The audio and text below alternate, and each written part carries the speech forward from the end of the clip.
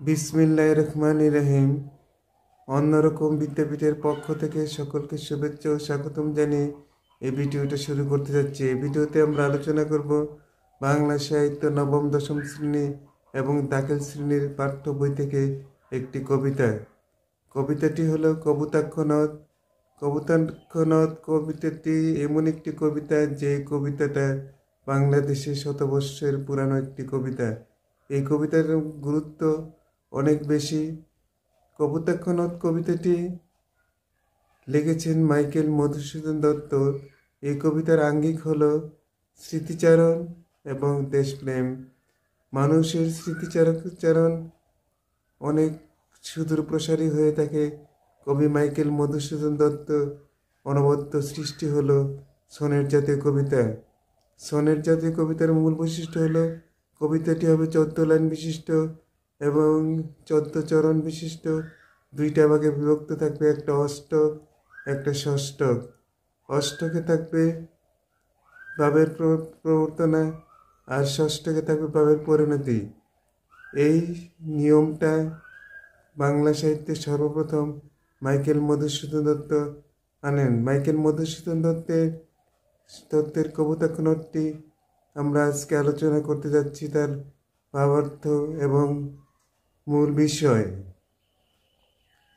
কবি কর্মের তাগিদে হোক, জীবনের তাগিদে হোক, তিনি বাদশাহী নগরীতে বসবাস করতেন।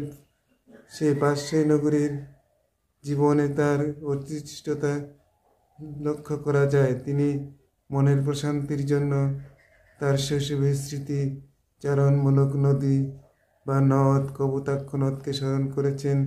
তিনি কপোতাক্ষ নদকে ভুলতে পারেন না। কবির কাছে কপোতাক্ষ নদ একটি প্রাণের নদী। সেই নদীর বহমানতা, নদীর কলকল ধ্বনি তিনি সদা সর্বদা স্মরণ করেন। তিনি কপোতাক্ষ নদকে মাতৃস্নেহের সাথে, মাতৃস্তনের সাথে উপমা করেছেন। আমরা জানি মাইকেল মধুসূদন দত্ত বাংলা ভাষাকে ঘৃণা করতেন। বাংলা ভাষাকে ঘৃণা করতেন শুধু তাই নয়, তিনি ধর্মকেও ঘৃণা করতেন। তার নিজস্ব ধর্মকে পরিত্যাগ করে তিনি খ্রিস্ট ধর্ম গ্রহণ করেছিলেন।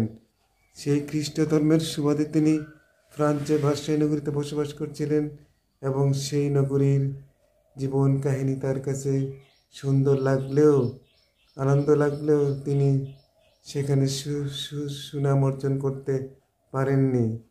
তিনি বঙ্গবাসী, বঙ্গ মাতার কাছে তার ঋণ ছিল।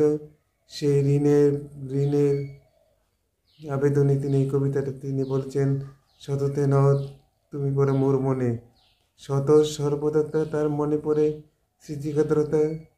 তিনি দেশকে যে ভালোবাসতেন, দেশকে মানুষকে যে ভালোবাসতেন, সেই কথাটি এই কবিতাটার মধ্যে সুন্দরভাবে প্রস্ফুটিত হয়েছে। দেশ মাতৃকার কল্যাণে মানুষের জীবন নিবেদিত হওয়া চাই। স্মৃতিকাতরতা, মানুষ স্মৃতি কখনো বলে না। শৈশব স্মৃতি মানুষের জীবনকে আন্দোলিত করে, উদ্বেলিত করে, উৎসাহিত করে, উজ্জীবিত করে, অনুপ্রেরণা দান করে। শৈশব স্মৃতি মানুষের কাছে একটি পরম পাওয়ার স্বপ্ন। শৈশব, মানুষ যত বড় বয়স হোক না কেন, তার সেই শৈশব স্মৃতির কথা সে কখনো ভুলতে পারে না, ভুলতে চায় না। শৈশবের স্মৃতিগুলি সে লালন করে, পোষণ করে, মনের হৃদয়ের গহনে আঁকড়িয়ে ধরে থাকে। ঠিক তেমনি মাইকেল মধুসূদন দত্ত তার স্মৃতিকাতরতা এই কপোতাক্ষ নদের মধ্য দিয়ে বলেছেন। তিনি বাংলার মানুষকে ভালোবাসেন। বাংলার মানুষ যতদিন থাকবে, কপোতাক্ষ যতদিন বহমান থাকবে। নদীর ধর্ম হলো সমুদ্রে যাওয়া, সমুদ্রের সে প্রভাবিত হবে। কবি বলছেন, যতদিন বাংলাদেশ থাকবে, বঙ্গভূমি থাকবে, ততদিন যেন কপোতাক্ষ যেভাবে প্রভাবিত হবে, সেইভাবে কবি তার জীবন প্রবাহকে লিপিবদ্ধ করতে চেয়েছেন। জীবনের কাহিনীগুলিকে অনবদ্য সত্যরূপে প্রকাশ করতে চেয়েছেন। এইভাবেই কবি মাধুরী দিয়ে, স্নিগ্ধতার মুগ্ধতা দিয়ে বাংলাদেশকে ভালোবেসেছেন। এই কবিতার মধ্যে দেশপ্রেম এবং স্মৃতিকাতরতায় উল্লেখযোগ্য। প্রিয় শিক্ষার্থী বন্ধুরা, তোমাদের কাছে যদি ভিডিওটা ভালো লেগে থাকে তাহলে একটি সাবস্ক্রাইব কামনা করে আজকের মতো এখানে সমাপ্ত ঘোষণা করলাম। আসসালামু আলাইকুম।